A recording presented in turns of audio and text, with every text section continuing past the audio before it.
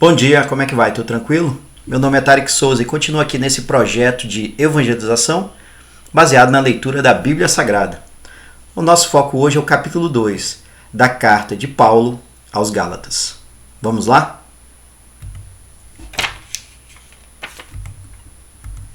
Paulo e os outros discípulos. 14 anos depois, eu voltei para Jerusalém com Barnabé e levei Tito comigo. Voltei para lá porque Deus me revelou que eu devia fazer isso. Ali, numa reunião particular com os líderes da igreja, eu expliquei a eles a mensagem do evangelho que anuncio aos não-judeus. Eu não queria que o trabalho que tinha feito e estava fazendo fosse um trabalho perdido. Tito estava comigo, mas ele não foi obrigado a circuncidar-se, embora ele não seja judeu.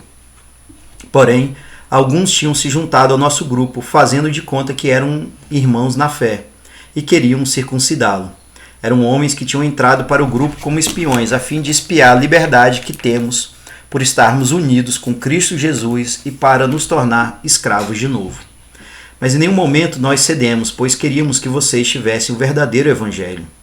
E aqueles que pareciam ser os líderes da igreja, digo isso porque para mim não importa o que eles eram, pois Deus não julga pela aparência, aqueles líderes, repito, não me deram nenhuma ideia nova.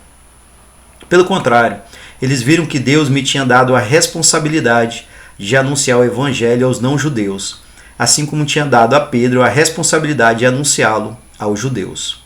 Pois pelo poder de Deus fui feito apóstolo para anunciar o evangelho aos não-judeus, assim como Pedro foi feito apóstolo para anunciar o evangelho aos judeus.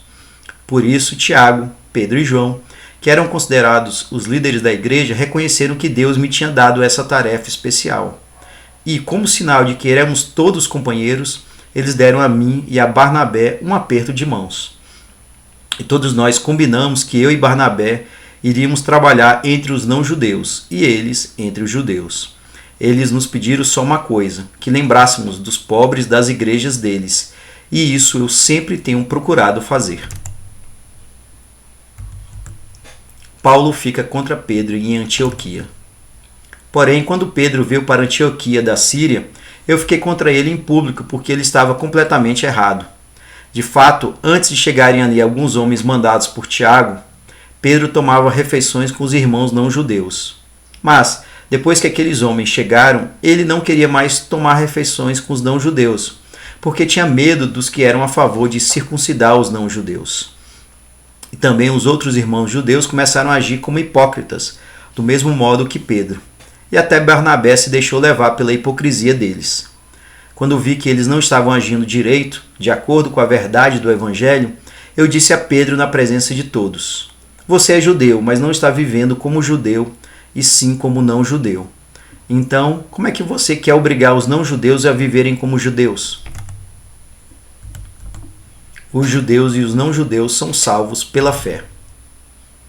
O fato é que nós somos judeus de nascimento e não pecadores não-judeus, como eles são chamados.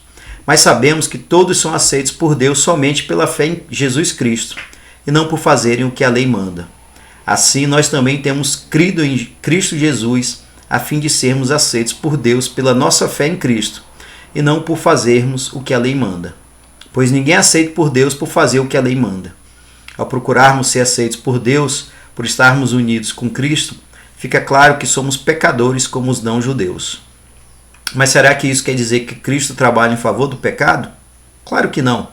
Se eu, depois de ter destruído a lei, começar a construí-la de novo como meio de ser aceito por Deus, aí sim fica claro que eu havia quebrado a lei. Pois, quanto à lei, estou morto, morto pela própria lei, a fim de viver para Deus. Eu fui morto com Cristo na cruz. Assim já não sou eu quem vive, mas Cristo é quem vive em mim. E esta vida que vivo agora, eu a vivo pela fé no Filho de Deus, que me amou e se deu a si mesmo por mim. Eu me recuso a rejeitar a graça de Deus, pois, se é por meio da lei que as pessoas são aceitas por Deus, então a morte de Cristo não adiantou nada.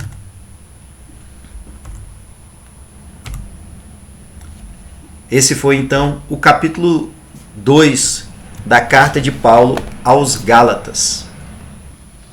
O que mais chamou a minha atenção é essa separação do trabalho, em que Pedro e os apóstolos, primeiros apóstolos, ficam responsáveis pela evangelização dos judeus. E Paulo, entre outros, fica responsável pela evangelização dos não-judeus. É uma separação muito importante para que não haja pontos de atrito entre os primeiros líderes da nova igreja.